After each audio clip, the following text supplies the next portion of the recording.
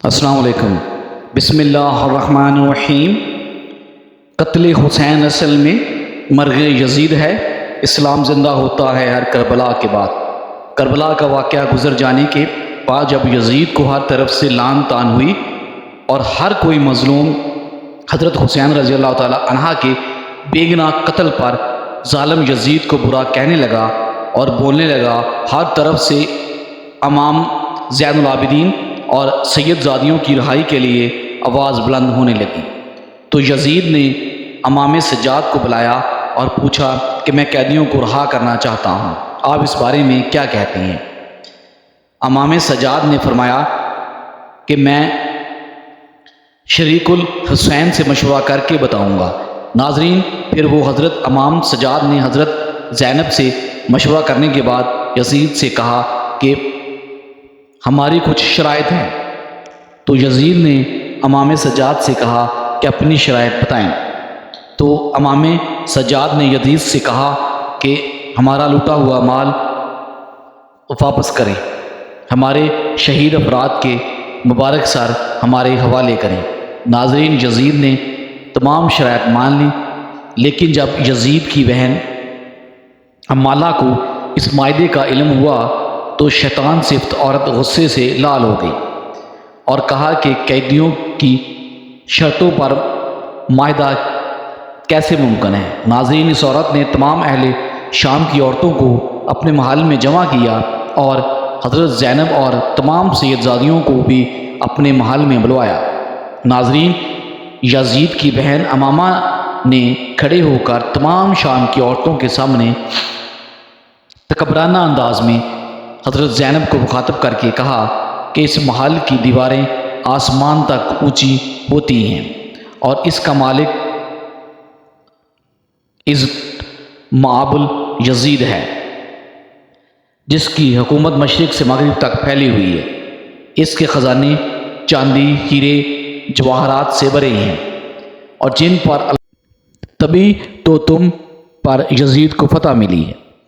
اس کے بعد شام کی عورتوں کی طرف دیکھ کر اس نے حضرت زینب سے کہا کہ تم بتاؤ تم کون ہو؟ اس پر حضرت زینب نے جلال بھرے لہجے میں کہا کہ میں نے تیری بات سن لی، مگر تو نے ابھی تک میرا مکمل تعارف نہیں پایا، لیکن تمہارا تعارف یہی ہے کہ تم حسین کے قاتل یزید کی بہن ہو۔ میرے بھائی نے ہی نبی کریم صلی اللہ علیہ وسلم کے خاندان کی عورتوں کو ناحق اسیر بنایا اور تم بھی باعزت ہونے کا دعویٰ کرتی ہو۔ تم جس بھائی کی مشرق و مغرب تک حکومت پر اترا رہی ہو، سن لو میرے رب کی حکومت پوری کائنات پہ ہے۔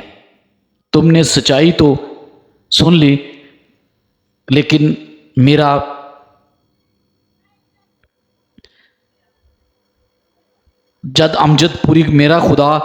خدائے امجد پوری کائنات کے مالک و خالق کے محبوب ترین نبی صلی اللہ علیہ وسلم ہیں۔ ناظرین، حضرت زینب نے اس معلوم عورت کو مزید کہا کہ تم جس دولت پر اترا رہی ہو، میرے خدا کے سامنے نبی کریم صلی اللہ علیہ وسلم کے گھرانے کے ایک فرد کے ایک سجدے کے برابر بھی نہیں، جو کہ خود دنیا کے تمام خزانوں کا مالک ہے، اور یہ محل جس پر تم کو فخر ہے، رب کائنات جلد ہی اس کو مٹی کا ڈھیر بنا دے گا۔ اس کے بعد حضرت زینب رضی اللہ تعالی عنہا نے آسمان کی طرف ہاتھ اٹھا کر اللہ پاک سے دعا کی کہ اے رب کائنات، ہم تجھ سے راضی ہیں، تو بھی ہم سے راضی ہو جا۔ اس کے بعد محل میں موجود تمام شامی عورتوں نے حضرت زینب کے حق میں آوازیں بلند کی، اور حضرت زینب نے یزید کی بہن کو کہا کہ آپ بتاؤ، ہم قیدی ہو کر بھی جیت گئے اور تم جیت کر بھی ہار گئے۔ اس کے بعد اہل بیت کے تمام لوگ شان و شوکت سے محل سے روانہ ہوئے۔ دوسری روایت میں ہے کہ یزید نے اپنی ہی بہن، جس کا نام امالہ تھا، اس سے شادی کرنے کے لیے اسلام کے اصولوں میں تبدیلی کرنے کی کوشش کی، جس کی مخالفت پر اس نے حضرت حسین رضی اللہ تعالیٰ عنہ کے قتل کو جائز قرار دینے کے لیے 70 علماء دین سے فتویٰ لے کر حضرت حسین کو کربلا میں شہید کروایا۔ ناظرین، یہ واقعہ تاریخ کا ایک باب ہے۔ اس قصے میں کتنی صداقت ہے اللہ ہی بہتر جانتا ہے۔ آئیں اس مستند روایات سے یہ جاننے کی کوشش کرتے ہیں کہ حضرت حسین رضی اللہ تعالی عنہ نے یزید کی بیعت کیوں نہیں کی تھی۔ حضرت حسین رضی اللہ تعالی عنہ نے اس ثابت قدمی کی مثال دکھائی۔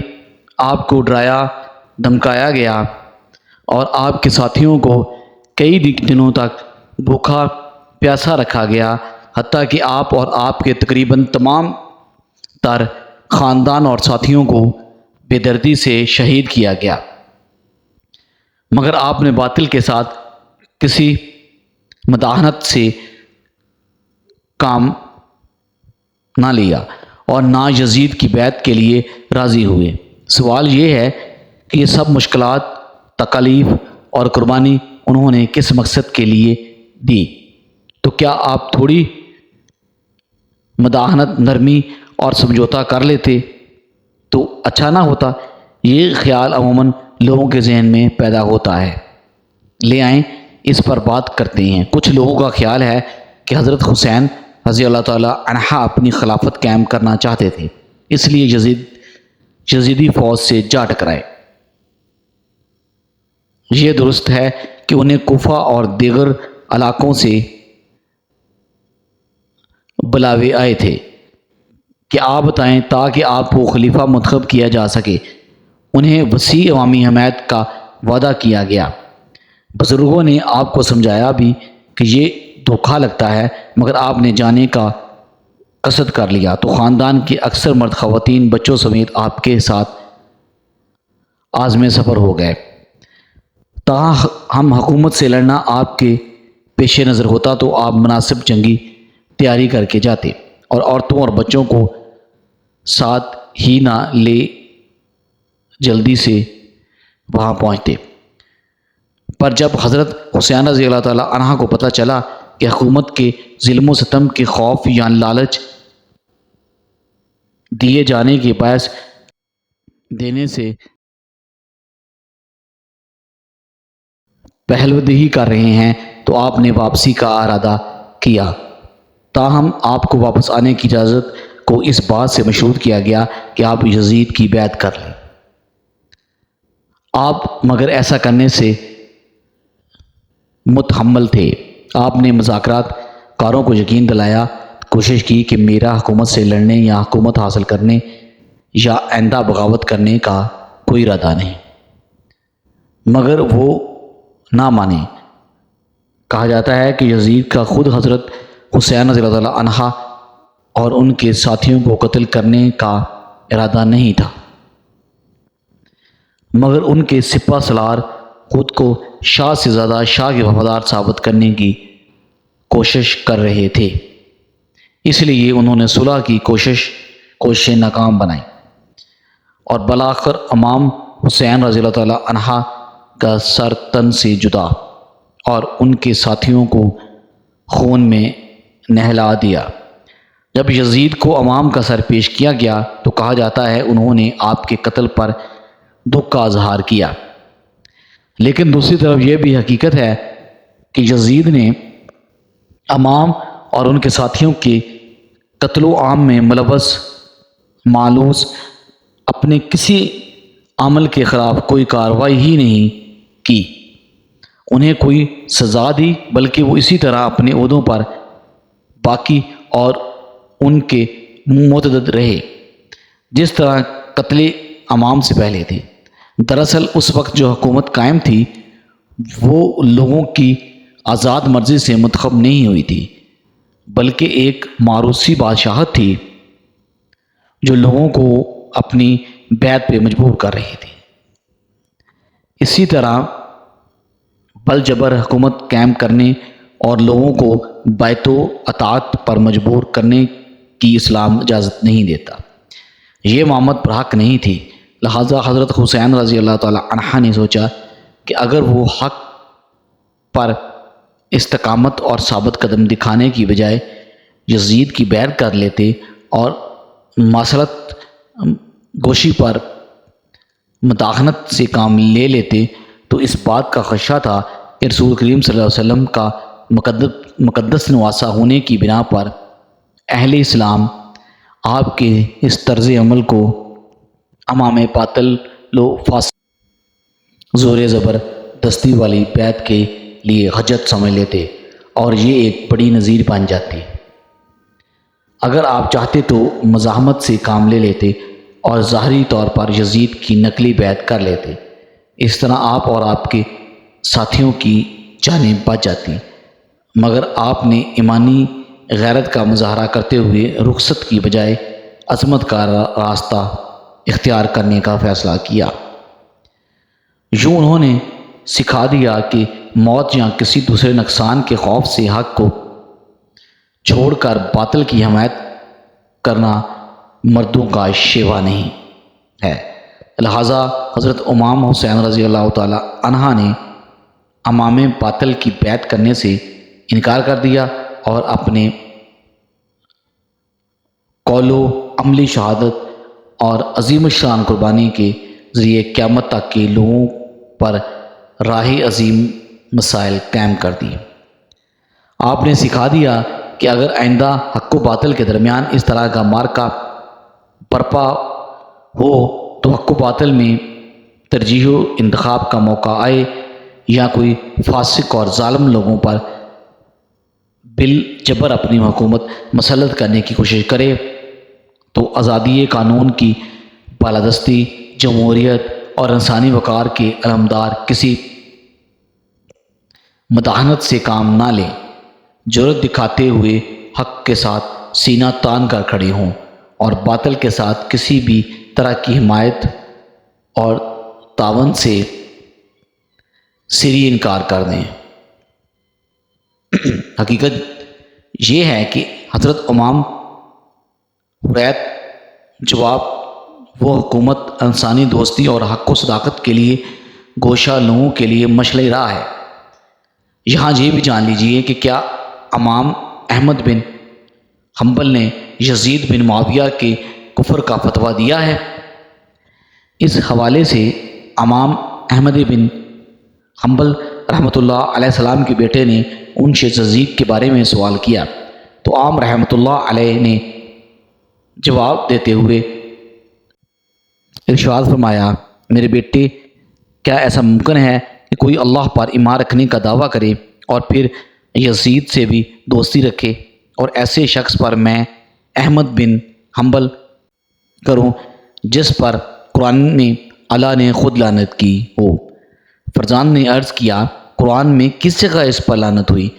تو انہوں نے جواب دیا کہ اللہ کے اس فرمان میں، بس اے منافقو، تم سے توقع یہی ہے کہ اگر تم قتال سے گریز کر کے بیچ بچ نکلو اور حکومت حاصل کر لو تو تم زمین میں فساد ہی برپا کرو گے اور اپنے ان قریبی رشتہ داروں کو توڑ ڈالو گے جن کے بارے میں اللہ اور اس کے رسول صلی اللہ علیہ وسلم نے مواصلت اور مدد کا حکم دیا ہے۔ یہی وہ لوگ ہیں جن پر اللہ تعالیٰ نے لعنت کی ہے اور انہی کے کانوں کو بہرا کر دیا ہے اور انہی کی آنکھوں کو اندھا کر دیا ہے کہ قتل امام حسین سے بڑھ کر بھی کوئی فساد ہو سکتا تھا۔ یزید کی ابتدائی زندگی و حالات تو واقعات اور اس کی زندگی پر اگر نظر ڈالی جائے تو معلوم ہوتا ہے کہ یہ نوخیز اور الگ قسم کا نوجوان ہے۔ مسلمان گھرانے میں پیدا ہونے کے باوجود اسلام کی اصل روح سے روشناس نہ ہو سکا۔ یہی وجہ تھی کہ وہ اسلام اور اسلامی تعلیمات سے یکسر بازی تھا اور دینداری سے ہٹ کر اگر انسانی اقدار و قوانین کی بات کی جائے تو اس نے ان کو بھی پامال کرنے میں کوئی کسر نہ چھوڑی تھی۔ یعنی وہ علانیہ اپنی ماں، بہن، بیٹیوں تک کو شہوت کا نشانہ بناتا اور ان کے ساتھ نکاح کو جائز قرار دیتا۔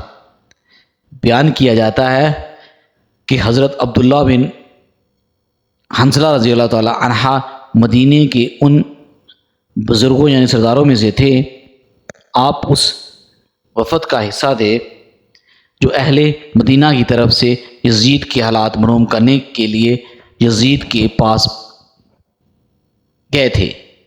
آپ کے ساتھ آپ کے 8 بیٹے بھی تھے۔ وہاں سے واپسی پر یزید نے آپ کو بطور خوش آمدید 1 لاکھ درہم دیے اور آپ کے بیٹوں میں سے ہر ایک کو 10 ہزار درہم دیے۔ اس کے علاوہ انہیں سواریاں اور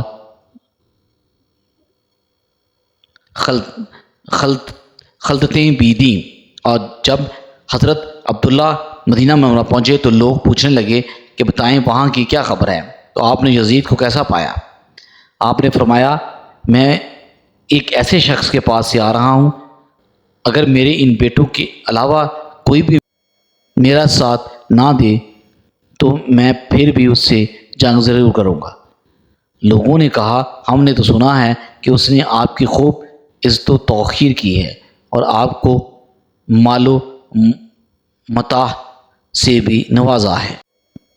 آپ نے فرمایا ہاں یہ تو اس نے کیا ہے، اور یہ سب کچھ میں نے اس لیے قبول کیا کہ اس کے ساتھ میں اس کے خلاف تقویت حاصل کروں گا۔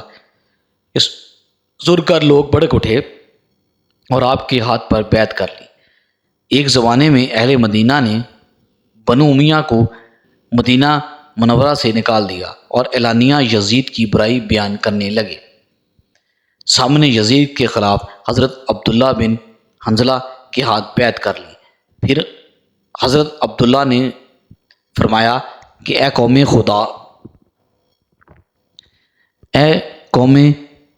قوم خدا سے ڈرو۔ پس خدا کی قسم ہم نے اس وقت تک یزید کی بیعت نہیں توڑی یہاں تک کہ ہمیں خوف ہوا کہ ظلم اور زیادتی کے سبب کہیں ہم پر آسمان سے پتھر نہ برس پڑے۔ یعنی برائی بہت ہی عام اور بڑھ گئی، کیونکہ یزید ایک ایسا شخص تھا جو ماؤں، بیٹیوں اور بہنوں کے ساتھ نکاح جائز کر دیتا اور شراب بھی پیتا تھا۔ علامہ ابن حجر مکی رحمۃ اللہ علیہ السلام نے تو اس روایت سے بھی یہ بھی اضافہ کیا ہے کہ یزید وہ ظالم شخص تھا جس نے رسول صلی اللہ علیہ وآلہ وسلم کی اولاد کو شہید کیا۔ ناظرین، یہ ایک متفقہ روایت ہے جو تاریخ کی دجنوں کتابوں میں موجود ہے۔ اس کے مطابق حضرت عبداللہ بن حنظلہ رضی اللہ تعالیٰ عنہ نے یزید کی ذہنی افکار کو بڑی وضاحت سے بیان کیا۔ یعنی ہر عقل و شعور رکھنے والا آدمی بآسانی یہ سمجھ سکتا ہے کہ یزید کے دل و دماغ میں ہر وقت کس قسم کے خیالات سوار رہتے تھے۔ وہ سید زادیوں اور امہات المومنین وغیرہ کے متعلق بھی کس قسم کا ذہن رکھتا ہوگا۔ چنانچہ ایک مرتبہ تو اس نے وہ غلیظ حرکت کر ڈالی جس کا معاوضہ کبھی کوئی مسلمان سوچ بھی نہیں سکتا۔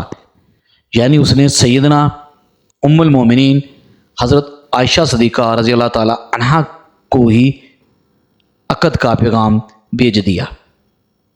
اس وقت سیدہ ام المومنین بڑھاپے میں تھی اور آپ رضی اللہ تعالیٰ عنہا کی وفات میں تھوڑی ہی عرصہ رہ گیا تھا۔ یزید لائن کا پیغام نکاح جیسے ہی ام المومنین حضرت عائشہ رضی اللہ تعالیٰ عنہا تک پہنچا تو مدینے بھر میں اس کا شور برپا ہو گیا۔ تمام اکابرین اسلام نے قرآن مقدس سے نص سرچ دکھا کر اس بدبخت یزید کو بہت کچھ لعنت و ملامت کی۔ یہ بات جب یزید کے والد معاویہ تک پہنچی تو آپ رضی اللہ تعالیٰ عنہ نے کسی نہ کسی طرح اس بڑھتے ہوئے فتنے کو شخص کو اپنے انتقام پر خاموش کر روک دیا اور ہرا دیا۔ یعنی معاملے کو طول دیے بغیر ہی ہر کسی کو خاموش کروا دیا۔ اس واقعے کا ذکر شاہ عبد الحق رحمۃ اللہ نے اپنی مشہور زمانہ کتاب مدارج نبوت میں اس مقام پر لکھا کہ یزید کی جوان مرنے کی وجہ لکھی ہے۔ آپ لکھتے ہیں کہ ایک تو یہ ہے کہ آپ کہ اس بدبخت نے حضرت ام المومنین سے عقد کی کوشش کی، اور دوسرا یہ کہ اس نے حضرت امام حسن رضی اللہ عنہ کا خون ناحق بہایا۔ ہم مزید دیکھتے ہیں کہ خاوند عالم امہات المومنین کو رسول صلی اللہ علیہ وآلہ وسلم کی تعظیم و تکریم کے لیے امت پر حرام کردانا ہے، اس لیے یہ عورتیں جنت میں بھی پیغمبر خدا کی زوجیت میں ہوں گی۔ چنانچہ ایک کتاب میں ہے کہ ایک دفعہ طلحہ بن عبداللہ نے کہا تھا کہ پیغمبر خدا کی وفات کے بعد میں بھی حضرت عائشہ صدیقہ رضی اللہ تعالیٰ عنہ سے نکاح کروں گا۔ چنانچہ طلحہ کے اس ارادے پر اللہ تعالیٰ نے قرآن مقدس کی وہ آیت نازل فرمائی جن میں کہ ازواج رسول صلی اللہ علیہ وسلم سے نکاح سے منع فرما دیا۔ اور آپ آگے مزید لکھتے ہیں کہ بعض کتب میں یہ بھی لکھا ہے کہ یزید ملعون نے بھی ام المومنین حضرت عائشہ سے فقط کی خواستگاری کی تھی، تب لوگوں نے اسے یہ آیت پڑھ کر سنائی اور وہ رک گیا۔ ناظرین، یہ غلیظ حرکت کس بنا پر تھی اس کے بارے میں ہم کچھ نہیں کہہ سکتے، مگر اتنا ضرور کہیں گے کہ وہ لوگ جو یزید کو صالحین امت میں کھڑا کرنے کی کوشش کرتے ہیں اور حافظ القرآن قادری یہ حدیث ثابت کرنے کی کوشش کرتے ہیں، تو وہ ذرا ہوش کے ناخن لیں، کیونکہ اگر وہ یعنی یزید المعلون قرآن مقدس کے احکامات پر ایمان لاتا تو اس کی آنکھوں میں جناب رسول صلی اللہ علیہ وسلم کی عزت تو تحقیر ہوتی، اور وہ کبھی بھی ایسی ناشائستہ حرکت کرنے کی جرت نہ کرتا۔ اللہ پاک ہمیں ہر برے اعمال سے بچائے، آمین۔